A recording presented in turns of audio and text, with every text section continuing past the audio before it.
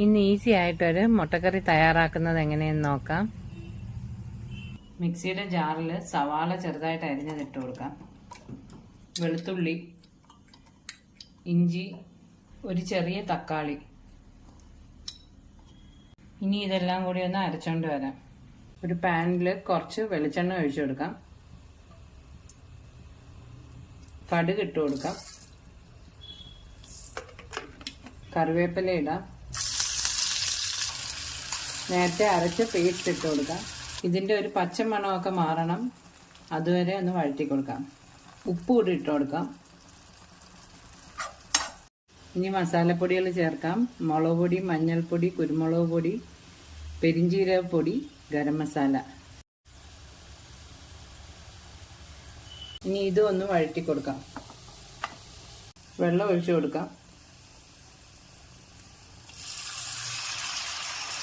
ഉപ്പിട്ട് കൊടുക്കാം. കുറച്ച് പഞ്ചസാരയും കൂടി ഇട്ട് കൊടുക്കാം. ഇനി മുട്ട ഇട്ട് കൊടുക്കാം.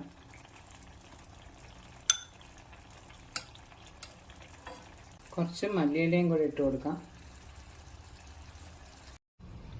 പെട്ടെന്ന് ഉണ്ടാക്കാവുന്ന നല്ല ടേസ്റ്റുള്ളൊരു മുട്ടക്കറിയാണ്. എല്ലാവരും ഒന്ന് ട്രൈ ചെയ്ത് നോക്കണേ.